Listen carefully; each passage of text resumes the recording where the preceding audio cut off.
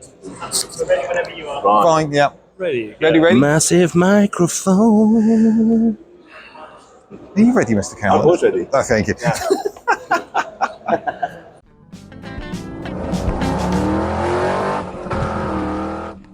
So welcome back to the 7-spot live chat area here at Newark 2023. I'm really pleased to say we've got Paul Cowland, who a lot of people you will know from Salvage Hunters Classic Cars off the telly. And we've also got Darren from XCS Designs. Welcome both. Joe, thanks for having us. First of all, great to have Darren here. His beard is magnificent. And secondly, the money you spent on this set, which I think the people at home can see, breathtaking. I know we dug really deep and we've invested heavily. Because I nicked a plant, there must be a plant we can nick. Just a little bit of greenery just to one side. I think that'll do it, don't you?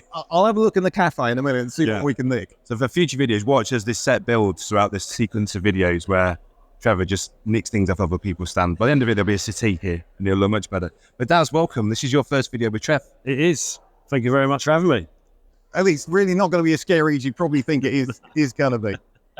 I think there's sort of two areas I'd love to cover. One is, Paul, you're renowned as, buy and sell classic cars. You give classic car advice. You do great previews for classic car auctions. You also got the Salvage Hunters work going on. Why are you getting involved in kit cars? Well, kit cars, the thing is, Trevor, I always, as a kid, used to read all the kit car magazines. So I think I've never built myself a kit car. I've got a few TVRs and a few things that you could argue are a bit like kit cars. But they've always been the most fun to me. The reason I've always loved them as a kid, it's that kind of affordable exotica, isn't it? It's the fact that you can build a car and create a car that just looks a lot cooler and a lot more fun than your budget would normally allow you to have. And also, I just love the individuality of it, the fact that you can do anything in the kit car industry, any shape, any style. I mean, we obviously moan about the British MOT system and the British IVA system and the old SVA system as it was. Oh, actually, it's a pretty decent country to have fun with cars, isn't it? You can do anything. Well, you could do it in Europe. There's so many people that have to bring their kits from Europe, IVA them, register them, and then take them back out again. Yeah. Because you can't do this in Europe. So we are very privileged. We really are. And I think for that reason, it's one of the most wonderful markets to operate within. And we were talking earlier, weren't we? What is, I think, going to be an awful lot of fun in 2035 is when we go to this sub-1,000 unit exemption that, internal combustion engines can be made and built with smaller car manufacturers from 2035. I think this market is going to explode. I think it's going to be a very exciting place to be. Because it's going to be the one avenue where people who like internal combustion engines can have their fix. Yeah, it's going to be the playground, isn't it? Where all the fun stuff will happen. But Daz, why did you get into this business? I've actually started from school with Dax and worked my way through the workshop and then went into stores. It was just something a little bit different to your everyday, getting into sort of a mainstream manufacturing. Kit cars was always an appeal, big V8s, just love the sound. I actually got out of this business a long time ago and decided now to come back into XCS. And it's amazing what developments the kit car world has come on. Yeah. The amount of technology and development that goes into kit cars is amazing. And that's the thing, because in the 80s, I mean, I've been kind of following the scene for an awful long time since I was a little kid. And you can remember how stuff was lashed up in the 80s. There's people watching this going, I know what I mean. I mean, there was some scary cars on the road, weren't there? And I remember going to try and buy a Countach replica on a Beetle, and just the chassis and like the bits, like the wall thickness of the tube, which looked like you couldn't make a shelf out of it.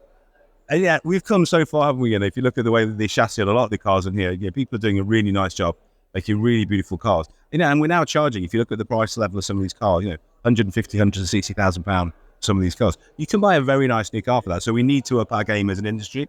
And I think the industry has, you're exactly right. You go back to the 80s and 90s, some of the cars, and some of them are still about. And let's be fair, there were some quite nice stuff back then, but there was also, the manufacturers were coming and going like trains at a station, weren't they? Yeah. There was, and the quality was from one extreme to the other. Whereas now, I think, particularly with the internet, with how information can be shared and feedback can be shared, everyone's had to raise their game. Yeah, and also I think just the consumers become more savvy. I don't know what you think, because you've been in this game probably longer than I was at the coalface, as it were. I just think people expect more, and quite rightly as well. Definitely. I think if you're coming into this industry and you're looking to put less amount of money in, especially with power and stuff like that, we don't want to muck around with old donor components. So the design and technology going into chassis, bodies, aerodynamics is along the lines of mainstream production cars. I think it's come a long way. It's impressive, and that's across the field, not just being biased to us, other manufacturers as well, putting the same effort in. Yeah. Well, that's the thing. I think new components is another thing, because obviously the old kit car model used to be you'd buy your chassis from your manufacturer, you'd buy your body, you then go and either they would recondition components for you, or you would buy a donor and you recondition them yourself. I think the fact that we're moving towards a market now where people enjoy all new components, and also from a liability point of view, from a manufacturer, if you are fitting reconditioned parts, where does the liability lie if those parts fail? If you make them all yourself and they're brand new, the liability is with you. Obviously, speaking as XCS, we know that everything we built for that car, we're warranting that, we're taking the liability hit on that because it's brand new and we've engineered it. I always worry with second-hand reconditioned parts, where does that sit? It is a tricky one. If we go back to on the clock, like you just said, to the 80s, the concept of somebody buying a kit in a box, almost like a Tamiya kit, and building it ground up was just unheard of then. Well, it was exactly what you said, this sort of donor car.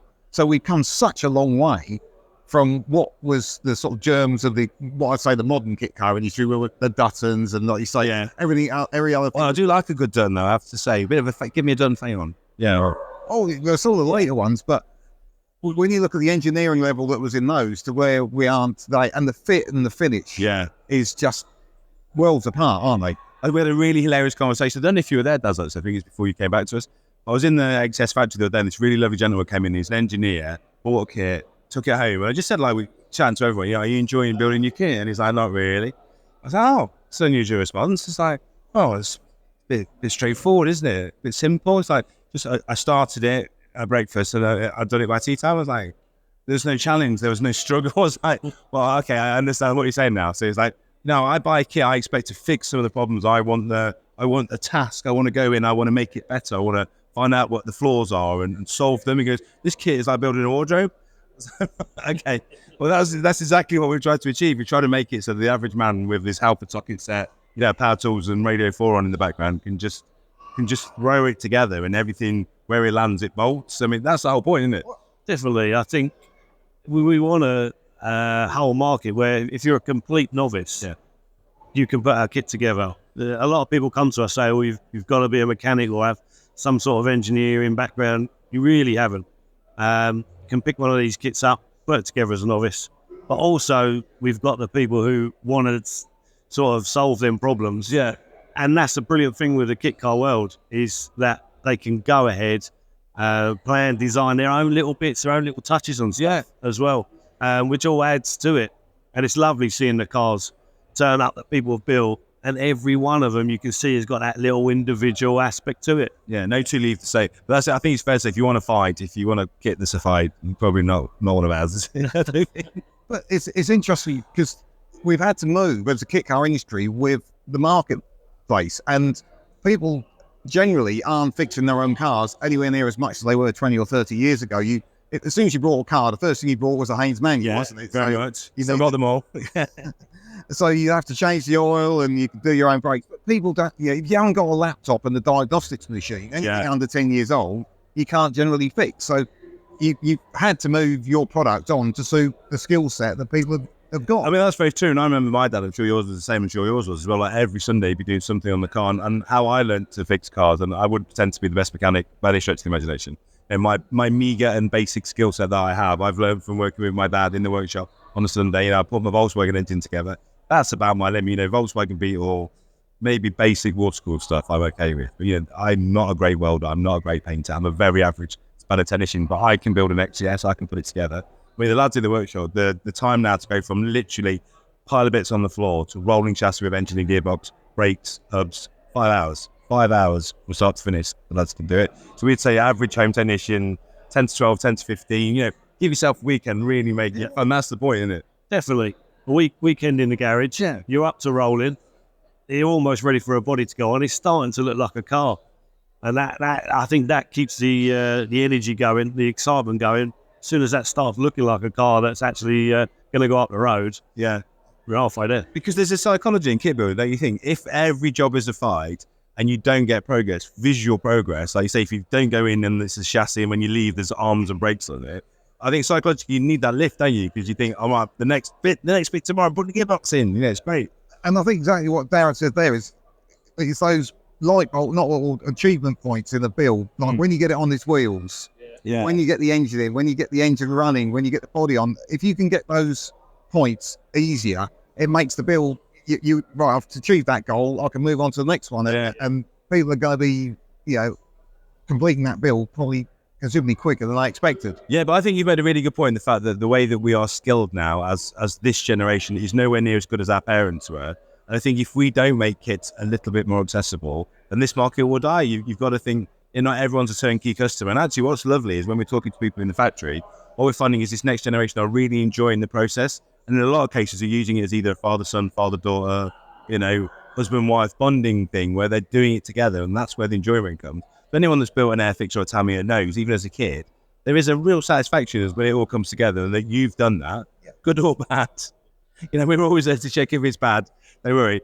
But that's the fun, isn't it? Otherwise, we'd all just go and buy a $7,000 Porsche Boxster and have done with it because it does the job of all of the cars in this room. But that's not the point. I think you're exactly right in that sense. When I've completed the cars and got them on the road, that first drive, if you could borrow that and sell it, we'd all be millionaires. Yeah, that's it. That is. I mean, what do you think? How do you feel? Because obviously you're building them for other people as well. Does it feel even more special when you do that? Yeah, I think like you guys have said, there are people who want to build kits, but there are also people who are sort of saying, no, we want a factory build. So to give over a factory build, hand them the keys, they've had that dream car in their head, you've completed it. What an amazing feeling. You can see people smiling ear to ear. It is a good feeling. Yeah, and I love the fact that anything's possible with the kit car, isn't it? Like any colour you want, any trim you want, any wheel choice you want. And then you can go to Porsche and order your 911 and they give you the individual, which is $15,000 to paint a car in any colour you want, on top of the cost of the paint. So you can have it, but then you're still limited to certain colours, you're still limited to certain types of trim. With a Cobra or a 7 or whatever it is you want to build, there is no limit. The only limit is your wallet and your imagination. And that, to me, to go back to your very original question, that's the excitement of kit cars for me. So you're involved with XCS. Where's the business going to go next? You also got the XE and the 427. Is there anything else on the horizon? I think the most important thing, you might claim it here because you're in the heart of it all the time. I mean, it's just now we're really very lucky now with the work we've done this year and all the testing. We've been very lucky because we're independently funded. Obviously, we've had the time to develop the car properly. With the kit car industry, because all the companies are small, normally you have to make one, sell it quickly, get that cash in, make the next one slightly better. And that's generally how companies evolve. We've had the luxury of obviously having years been able to develop the product properly, test it, beta test it. And now we're at the point where we can take customer orders. So the most important thing this year is just to solidify that order book, really. We had a great time at Malvern, we had a great time at Goodwood. We're now starting to get deposited orders on all the cars. I think rather than trying to grow too much and too quickly, it's just to deliver our promises on those cars. And also, I mean, the nice thing about working with all these guys, they're brilliant technicians and amazing engineers. There's a constant evolution, even on cars that we know that we've tested enough 3 years into a development cycle. Sometimes Harvey will wake up only and he just go, I've got a great idea. I'm going to change this mounting position, or I'm changing this tiny bit of geometry and it's better. And the LT, the 47 LT is a great example of that. And it just came out from a conversation that I do not fit in any Cobra commercially available. I don't fit in the original Cobra. I don't fit in any of the Cobra replicas. And I said, Harvey, I cannot be alone. I can't be the only person in the world at 6'4" with very long legs that wants a Cobra that can't buy one. I said, can't you stretch the chassis and stretch the footwell? And it's like, yeah, leave it with me. And it was like days he'd done it, hadn't he? Yeah. He's very good at once he's and listening to sort of advice like that. So in the workshop, and already worked out in his head that right through there, that's where we want to cut it, put it together, and next thing you know, Paul's sitting in the car, and it's made a world of difference. And not only that, when we went up to a chap at Goodwood who was 6'9", 6'9" in a Cobra is big. Yeah, so it's not possible, is it? Well, no, not in any standard size Cobra. So what an achievement that is! That is brilliant. So that car there, so if I put, and we do it as a bit of a thing, so if you put the seat back and the pedals on the furthest thing, most people can't reach pedals in that car, which I've never seen in the Cobra before. And then also we've made a slightly wider seat for the more generously proportioned driver. So, because that's the thing, is that, let's be honest, guys and ladies, when you get to a certain age, which is about 45, 50, you get a tiny bit bigger. But generally, you're all right, Trev, you're like a race steak. But generally, when you can afford a Cobra, if you're going to build a really nice one, it's about that age, isn't it? It's about the age when you're slowly getting a tiny bit bigger. So we thought, well, actually, let's accept the fact that our clientele aren't all going to be absolute whippets, and therefore we are going to need a bit more room. So we've now got more leg room, slightly wider seat, and you can almost see the relief when people sit in the car. They're like, oh. Yeah. And it's that face that they put, isn't it, when they sit in? Yeah, most definitely. It's when you know that you're like yourself, them smaller cars are going to be a struggle to get in. Yeah. But actually, once you're sat in and realise that your dream could come true, actually. And to take that full circle to your original answer, what other industry could adjust what they do to cater for people in the time that you did it? I can't think of any other. There's certainly not a mainstream automotive manufacturer. So Harvey done new jigs in a week. So new chassis jig, new body mould, a new footwell mould, done in a week. It's done. I love that. And that's the great thing about working with small companies. That's the other thing I love about the kit car industry. No company in this room is an enormous company. You haven't got tiers and tiers of management and all this stuff you have to get through. There's no committee to please. There's no shareholders to please in most cases. So therefore, you can just get it done. And if you've got a great idea on Monday, generally speaking, by Friday, you're doing it. And that's, again, to me, I love little owner-director companies, whether that's car building or in any industry. I think you just get so much more done more quickly. And as a country also, we are the best kit car building country in the world, bar none. No other country does it as well as we do it. And I think that's something at the moment we should be very proud of. And going forward, whatever you think of Brexit, good or bad, I'm not here to talk politics. It's something we can do very well and obviously export to all sorts of countries. And again, that's a great thing. And as you say, export, we are, as you say, the hub for that industry. Yeah. Anyone in Europe that wants a kit car will have to come, realistically, have to come here. I know there's a few odd ones in sort of Germany and that areas, but where else would you go? Yeah, this is it. So I think, 2035, everyone's talking doom and gloom from a petrolhead point of view. Actually, I think for this industry, for what we do, the most exciting time we've ever had. And it'd be interesting, get out your crystal ball. What's going to come to the market? Because obviously you've got the 7 style and the Cobra style in there, quite popular and style across the whole industry, and sort of derivatives of it, like from where we're sitting, we can see a Quantum Extreme, which is similar to a 7. What do you think might come to the market that we're missing? I'm going to throw that to you. Tricky one for you. Yeah. I think the Cobra and the 7 types, they'll never die. Yeah. They'll always be on the market. Body perennials, aren't they? But what's really nice to see is year on year, even now, we're looking at different kits going on to different style cars. Whether or not things stay, it's whether or not you want to put the development in to keep it there. A lot of effort, years on years with the 7 and the Cobra, it made it stay. Yeah. And it ingrained it into this country. And that's why people from Europe come over and buy them. But I think for us, just going back, there is a little surprise that I can let you in on, is that there is a very big project within the Cobra thing in XCS. I can't really say too much, Okay. but you need to keep posted. Yeah, because follow our social media. It will. We'll put it below. That's it. It will really explode the Cobra scene. Yeah. And what I'm going to try and do as well, because both Harvey and I are massive fans of the Dax Camaro. We think it's one of the coolest cars. Oh, yeah, I remember. So we've both got one, and Harvey's just finishing mine at the moment. I've put an ST engine in mine, and then Harvey's going to start building his. And I'm hoping that will get him excited to do something mid-engine. We probably won't. We probably just be too busy fulfilling all the wonderful orders we've had for DFG and 47, particularly LT. But wouldn't it be fun to do a really properly engineered mid-engine car again? That's just a little bit different in its thinking, and it's really clever. Because the reason I love the Camaro, going back to the story of not fitting in any cars, I don't fit in any mid-engine cars. They're too small. When you've configured a mid-engine car, and I'm including Ferraris and Lamborghinis in that as well, I'm really, really tight in those cars. I don't really fit. The first time I ever got a Camaro, I was like, you can tell this has been designed by a simply enormous man. So he was absolutely huge. And I can set that seat for me. Again, you almost have to put the runners forward. If you put that seat all the way back in the Camaro, I can't reach pedals.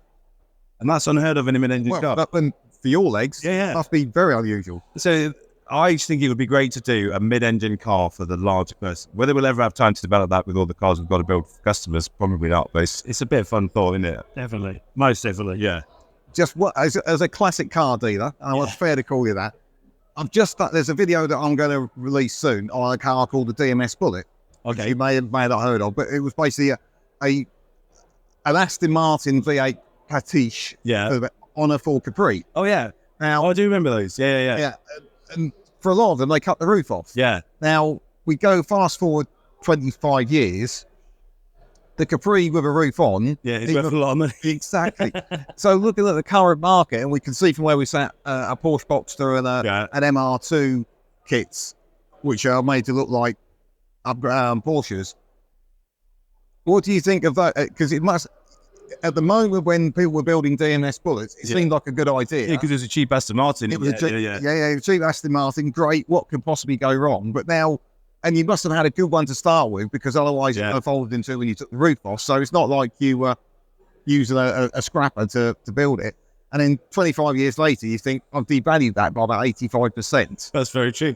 And I think, is there a danger that the MR2s and the Boxsters in the future are going to appreciate in value, and people are going to... Absolutely, undoubtedly. There is no way that, I mean, the Boxster, although it's far more numerical than the old Porsche Spider and the 356, I mean, look at what they're worth now, real ones, just hideous amounts of money. So absolutely anyone that's using a donor car, whether that's a Z3 or a Boxster or whatever it is, without that, if you kept a really nice one 20 years, it would be worth more money. But where's the fun in that? No, fair point. That's the thing. So yeah, if you're looking at the pure numbers, but if the pure numbers, we'd all take the bus, none of us would have any cars, because that's actually the cheaper way to do it. You know, and you would never go on holiday, would you? Because actually holiday technically is a waste of money, because you never get it back. But if you enjoy it and it's a great experience, that's where the value is. If you go on holiday and spend 5, 6, 7 grand on a wonderful holiday, you have a week of experiences that you never forget. You've got to look at kit cars and the conversion and probably the money that you will lose. Because kit cars are not good value against what you can buy an amazing second-hand car for. Like I said, I was at the auctions yesterday. We had a 3.2 Boxster Esco through. It was 7 grand, 8 grand, full history, mint car. There isn't a car in this room really dynamically that can live with that car in many, many ways and all the things that it can do. But the reason that we don't covet that car the same way that we covet the cars in this room, go back to all the things we said, the individuality, the fun of building it, the fun of personalising it, the fun of driving it something that's different that no one else has. You know, and there's a lot of people that don't want to drive a Porsche Boxster. It's a great car, but it's not the image they want to portray when they rock up. But there's something that looks like a Gambella or something like that. That's a bit cool. Yeah, no, I think a very, very good point. I just thought I'd give you a nudge on that and see where we ended up. I thought, a push. Classics are always worth more money completely unmodified. But again, so I have classic cars that I'm modifying. So I have things like a Mercedes 123 that I've lowered, I've put split rims on, I've put a Zender front spoiler. Cars worth way more if I hadn't done those things. But I don't want to drive a standard car. I want to drive a car that's tastefully modified, or tastefully for me. So you can't worry about what it's worth. Just, we're only here for 70, 80 years. Just drive the car you want. And that's what this whole industry predicates on, isn't it? Yeah, 100% agree. Paul, Darren, thank you so much. That's been really informative, and hopefully everyone at home has enjoyed it. We'll pop the XCS Designs website below, and hopefully you've enjoyed this video as much as we've had the fun making it. I almost got my teeth around that one. And if you would like to, it would be great if you could give us a like and subscribe. Please do. And also please follow for Darren's styling tips and more tiny microphone action. And also go to our social media where Darren does an amazing walk around at Goodwood. Thank you. Maybe we need to do like some kind of Patreon appeal for bigger microphones. Yes. If you would like to see larger microphones at Trevor's next interview, please leave in the comments, like and subscribe, ring that bell, because obviously it all helps him with his revenue. Then he can afford a full-size microphone. Thank you.